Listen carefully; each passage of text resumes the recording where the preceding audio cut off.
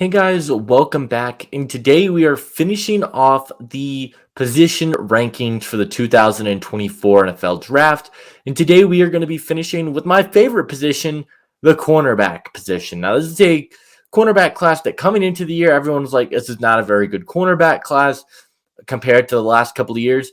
And as the years gone on, this class has added new players. Very fun draft class that I'm pretty excited about. Stay tuned for tomorrow as I unveil my top 100 prospects in the class, regardless of position. And then we're going to do some fun videos. We're going to do my overrated and underrated prospects, my guys in this class. We've got a final mock draft coming. And then next Thursday, 1 week from today, we will be going live for the NFL draft.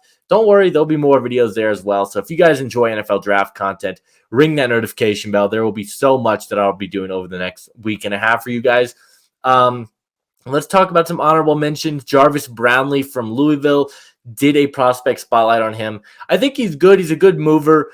I have questions about his physicality. I think it's too much at times. He is going to be a walking penalty in the NFL. Quantez Stiggers is another guy who is a honorable mention. I think he's a very good corner. Shows a lot of tools. Inconsistencies in zone coverage do take him out of this running as well. And there's a couple of other guys down the board. Kaylin King was a top 5 corner for me for a long time, and then he completely tanked his draft stock. He's now sitting at about number 33.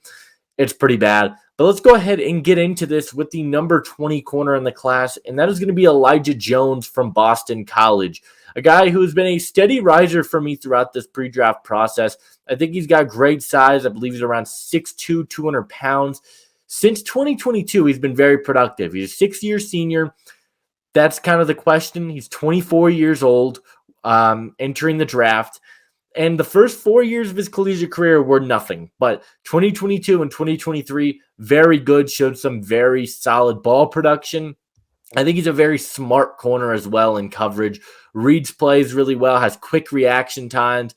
I think his burst is very solid as well. His long speed was questionable for me. Got beat down the field. I know he ran a 4.4 at the combine. Not really something that moves me that much.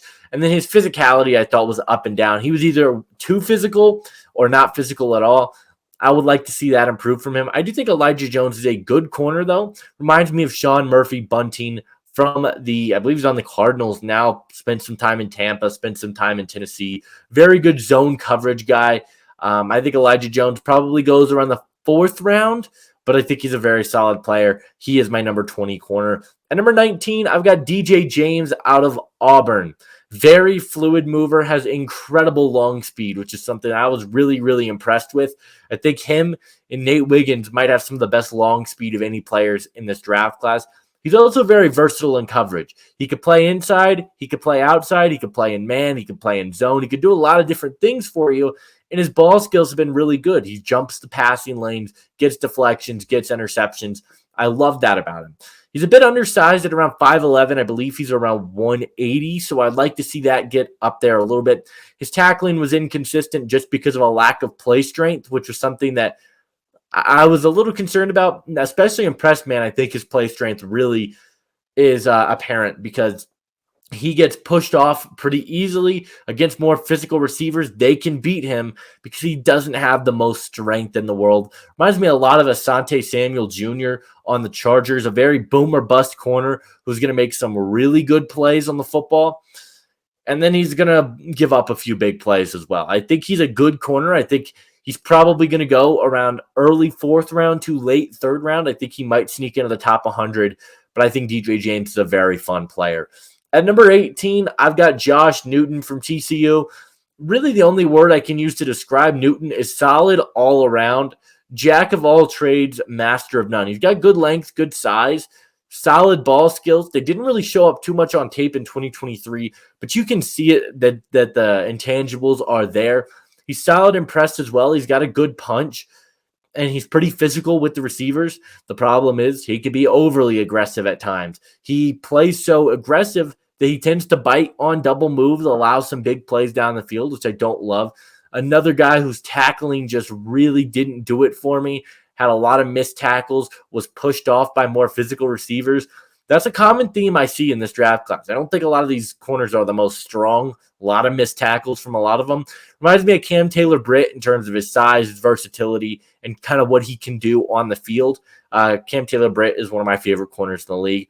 Newton is probably going to go in day 3, but I think he provides some really nice upside. Him and DJ James are very close for me. I lean Newton simply because I like the ball skills and I like the size a little bit more.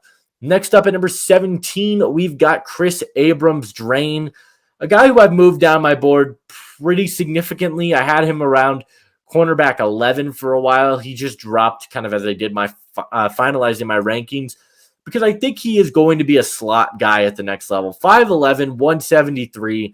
He's just really small to be playing on the boundary. Now, he's a good mover. He's very fluid. He shows some tools in man coverage.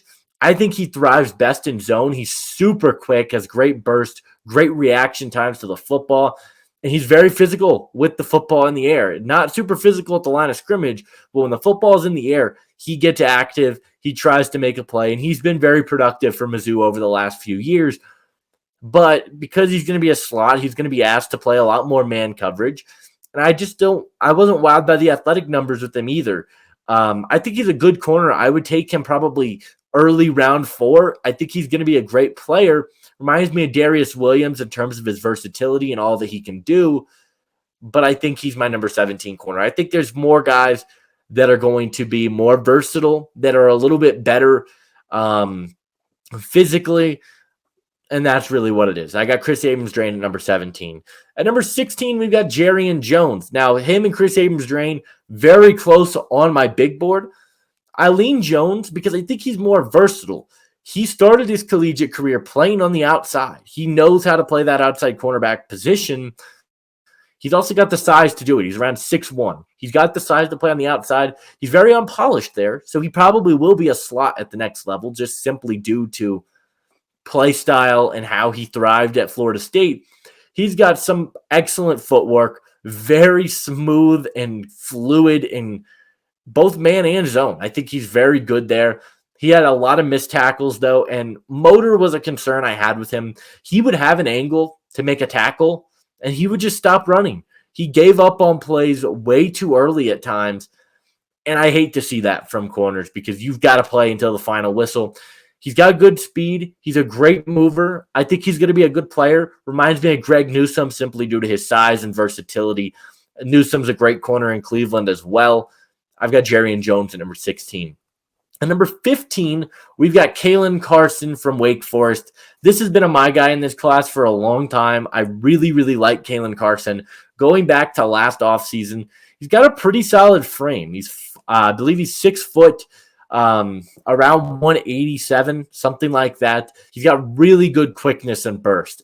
Really good burst. He closes incredibly fast. He puts his foot on the gas and he finishes great in zone coverage. I think that's where he thrives, is because he's very aware, keeps his eyes on the quarterback, and then he's got that burst and quickness to react quickly. He's physical and aggressive, which I really like as well. Good in press man. He's an inconsistent run defender, which you don't love. And while he's got the great quickness and burst, his long speed is very questionable. Allowed some big plays. He just didn't really get back in the play super quickly. So that's a concern I had. And then he plays high too often. He doesn't really play low. He's got inconsistent stance and technique that he likes to go to, which kind of pushes him down my board. If he's a little bit faster, he might sneak into my top 10 because I think he's really that good. I would take him in the 3rd round. I think that's where I would go. But in the 4th is probably realistic for him. Reminds me of Chidobe Awuzie in terms of his size, in terms of his burst, zone coverage abilities. I really like that comp. So Kaylin Carson's at number 15. And now maybe the most controversial take of my entire video, a guy that's generating a ton of buzz.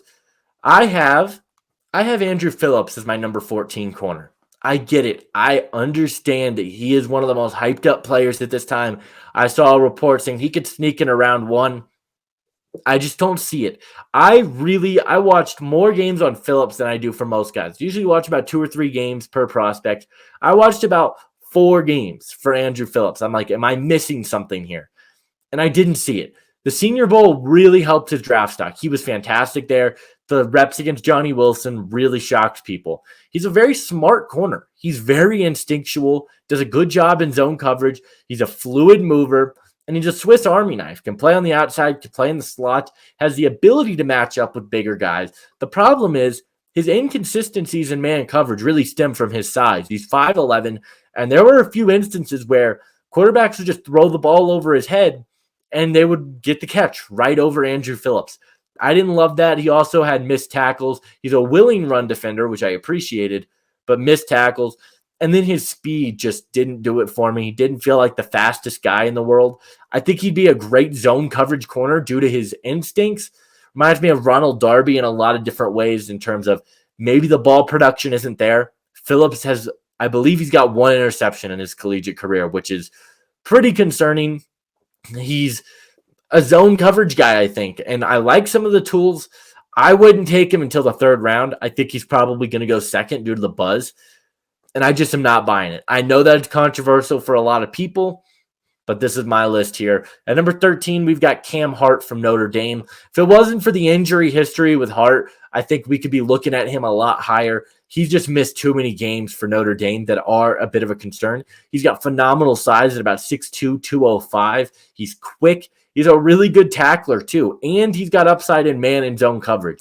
He's got a lot of tools that I really value in a corner, but the injury history there, hasn't been super productive on the ball, and he's not very physical either, especially in man coverage, which is something that I value in corners. So he reminds me of Akello Weatherspoon, one of the only guys that I could really find that was comparable in terms of size and kind of the same kind of prospect coming out of school. Weatherspoon has been solid in his NFL career, but he's never been a superstar. I think Cam Hart can be. I think he goes in the third, maybe the back end of the second round here. I think he's a fantastic player. At number 12, we've got Kyrie Jackson out of Oregon. Really good player. He was fantastic for Oregon this year. Solid size, another guy who's around 6'2", 200 pounds. He's around 180, excuse me.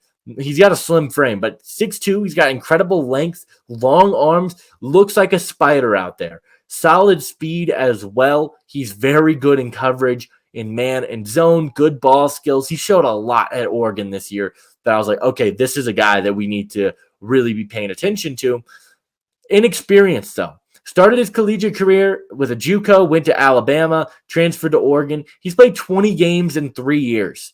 Very, very concerning. We talked about the slim frame, inconsistent run defender as well, which I would like to see improve with him. I think he's fantastic, though. I think he's going to be one of these guys that we look back on. He's like, why were we sleeping on him? He reminds me of Martin Emerson. I think that there's a lot of similarities there in terms of size. Maybe had some questions with their tackling and run defender abilities, but I think Kyrie Jackson's a really good corner that I think a lot of people are sleeping on, and he's at number 12. At number 11, probably the highest you guys have seen this guy, it is going to be Dwight McGlothern out of Arkansas. I love McGlothern. He's been inside my top 10 for a long time, had some other guys move up, but we're sleeping on this guy. We really are. Excellent size, fluid mover. He's got really quick feet, fluid hips, flexible. He's got elite ball skills and coverage ability. I was very impressed with what he was able to do in zone coverage. There was this play against LSU where he baited Jaden Daniels to throw the ball, and he had an incredible play. He's very quick, very smart, and similar to Kyrie Jackson, he's got a slim frame. And I think the biggest concerns that I have with him are his aggression, because in press man, in man coverage, he gets very aggressive at times. And I think that could cause a lot of penalties for him. I think we talked about it with Brownlee. I think Brownlee's a little bit worse. McGlothern, I think, has a little bit more tools that I like anyways. Cam Smith is my comp for him. I loved Cam Smith coming out of South Carolina last year. I thought he was a steal for Miami. Hopefully he can develop into something nice this year, but McGlothern is my number 11 corner. I think he's going to be a staple for a defense. I don't think he goes until day 3, but I think he's going to be a steal for whoever gets him. At number 10, we've got Mike Sainristil out of Michigan. I like Sainristil quite a bit. He would be higher. You could argue he could be higher or he could be lower, because The ball skills are there. I believe he had 5 interceptions, 2 pick sixes in 2023 as that national championship. He's very good. He's a very good route recognition guy. He moves incredibly well, gets to the spot before the receiver does. He's scrappy. He's a good run defender, a better tackler than you would expect, but he's too small. He's very small at about 5'8", so he's definitely going to be a slot at the next level, which is fine. I think he's still one of the best corners in this class simply due to athletic abilities. He's very fast, very quick, very smart. He's got choppy transitions. His footwork can be a little up and down sometimes, but other than that, I think he's going to be a really good player. He's going to go in the second round, I think. Kenny Moore from the Indianapolis Colts is my comparison. Similar size, lightning in a bottle, both of these guys. Electric players. I've got Sainer still at number 10. At number 9, we've got Renardo Green from Florida State, a guy who's a bit of an older corner, comes with a lot of experience, but not a lot of production, which is really, again, similarly to Andrew Phillips, it pushes you down my board. It also has pushed another guy down my board who probably could sneak into the top 3. He's versatile, though. He's got a good frame at around 6 foot, 190 to play in the slot. He can also play on the boundary. Very good in man coverage. Very, very good in man coverage. He moves exceptionally well. Very physical to a point where it's too physical at times. The ball skills aren't there. The interceptions aren't there, but you couldn't throw the ball against this guy. He was fantastic in man-to-man coverage. He's overly physical. He's also not super explosive, doesn't explode off the line, doesn't have super quick burst acceleration. Reminds me of Bradley Roby in that way, but I think Green is going to go in the back end of the second and be a very valuable piece for an NFL team because of his versatility and his man coverage abilities. He also comes with a ton of experience, as I mentioned, which I do appreciate. He's at number 9. At number 8, we've got TJ Tampa from Iowa State, a guy that I think a lot of people are down on, and I get it. I see why there's not a lot to like there. And to be honest, he could honestly be behind Andrew Phillips. I think that these guys are so close to each other between Tampa and Phillips, that whole range with Cam Hart and Kyrie Jackson, Dwight Mlo. He's got really good size, though. He's 6'2", I believe around 200 pounds. Very good burst and acceleration. We didn't get to see him test at the combine, but it's there. It's there. He's very good in zone coverage, very smart, reads the quarterback's eyes exceptionally well, closes on the football. I have way too many questions with him in man coverage, though. Not very physical in man coverage, not very good change of direction, is not very flexible in terms of his hips. His tackling is inconsistent. I like TJ Tampa a lot. I think he's going to be a really good corner. But he reminds me of Juju Brent from last year. Great size. We know he's good in zone. Can he improve in man? I think he can. I think he goes in the second round. But I do see there are a lot of questions people have with him. And I've got him at number 8. At number 7, we've got Kamari Lasser from Georgia. He's a really hard guy to gauge because he hits with a ton of power. He's one of the better tackling corners in this draft class. He's solid size. And you just couldn't throw the ball against him this year. He was sticky in coverage, moved pretty well. But in coverage, I feel like he's still a bit of a project, to be honest, because he's not very physical in coverage. He doesn't have great speed, ran a 4.6, which is pretty alarming. He got caught staring at times in zone coverage. So I have a lot of questions about his abilities in coverage, but what he's shown to do at a high level. He could go at the back end of the first. I wouldn't be surprised. I think he's probably a second-round pick. I think he goes in the top 50. Reminds me of L'Jarius Sneed in a very similar size and abilities in coverage. I think he could provide a similar impact there, but I'm not as high on Lassiter as a lot of people. I think he could be one of the more overrated corners in this class. I know a lot of people have him top 5. I just can't get there. He's at number 7 for me. At number 6, I've got Max Melton. Now, this is a guy that I can get around to. He is fantastic in man coverage. Very impressive mover. He's flexible. He's very good. He's got great speed. He's also got special teams upside. Was a return man for Rutgers. You love that. He can play inside, can play slot, can play on the boundary. I wouldn't be surprised if he goes in round 1. I think he's that good. I think he's going to be an excellent player. The zone coverage abilities, I don't love. I think he gets caught staring. doesn't really have the reaction times necessary to be an elite zone guy. Also, another guy, not a very strong tackler, not the strongest, but he reminds me of Tyson Campbell because I think he's raw, probably goes early in the second, and is going to be a dynamite player for somebody down the board. Max Melton's at number 6 on my cornerback rankings. At number 5, we've got Ines Rumph out of Mizzou. I know a lot of people were alarmed about the testing numbers at the combine. Ended up testing fine at his pro day. He's got solid size, incredible twitch. He moves electric. That's like the word I can use to describe it. He's electric. He's wiry. He does a lot of things really well. He's very physical, very good in press man coverage as well. I love that. But another guy who doesn't have production, I think he could be in my top 3 corners. I love Ines Rumph, but you see the upside there. You can see where he could be a dynamic guy producing on the ball. And we just haven't seen it. Not a lot of interceptions or pass deflections. His play strength is up and down in terms of his tackling. I don't really know what to make of it, to be honest. AJ Terrell is my comparison for Rumph, though. I think Rumph goes in the first round, potentially to Detroit. I think he's going to be an awesome player. At number 4, we've got Nate Wiggins, blazing speed, ran in the 4.2s, but he measured in really small. He measured in at 173. I know he got back up for his pro day. Still a bit small for my liking. Fluid hips. He's a great mover. He's a sure tackler. And he has upside in both man and zone coverage, which are all things that you really like to see. In press, though, I would like to see a little bit more physicality. I would like to see him do a little bit better at developing a punch at the line of scrimmage to knock receivers off their routes. I think he's a first-round pick. Reminds me of Jeron Jones in a lot of different ways. I usually just go off size. I think he's got a lot of similarities there, and also in terms of ball skills. So I'm going to go with Jeron Jones as my comp. Nate Wiggins is my number 4 corner. At number 3, it is KoolAid McKinstry. I think him and my number 2 guy are basically the same, in my opinion. I don't think there's that big of a gap between the two. I think KoolAid's got better size. I think he is the best press man corner in this draft class.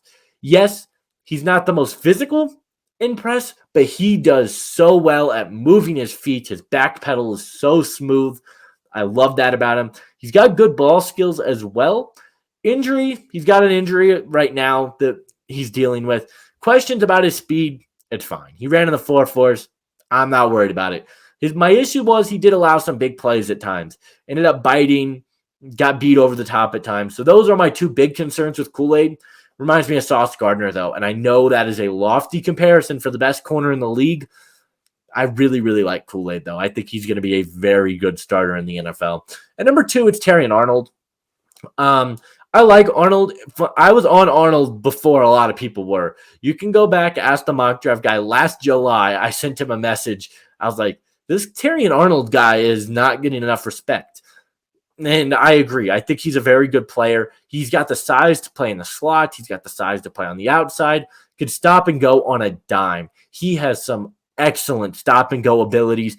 He's very fluid, very good route, very good at reading routes, solid mover, excellent in man coverage. If he gets beat, though, I think his recovery speed is a bit questionable for me. So I'd like to see that improve. I also think his tackling can be up and down as well. Reminds me of Trey White on the Rams. When he's on the field, he's fantastic. I think Teeon Arnold is probably going to be the first or second corner off the board. I think he offers a lot of upside. But my number 1 corner, it's Quintin Mitchell out of Toledo. I love this guy. He's got the size. The ball skills are there. He has elite quickness, elite burst, very good in zone. And really the biggest concerns we have about him are his press man reps, which we saw at the Senior Bowl. Quintin Mitchell can match up and press. He's got the upside there. Maybe he isn't the most physical guy in the world, which I'd like to see improve, but he reminds me of Darius Slay in terms of his size, play style. I think Quintin Mitchell is a excellent player. He's a top 20 player in the class for me, and I've got Quintin Mitchell as my number 1 corner. But that's going to do it for me in this video. Leave a like, subscribe if you are new, and I'll see you guys in the next one. Adios.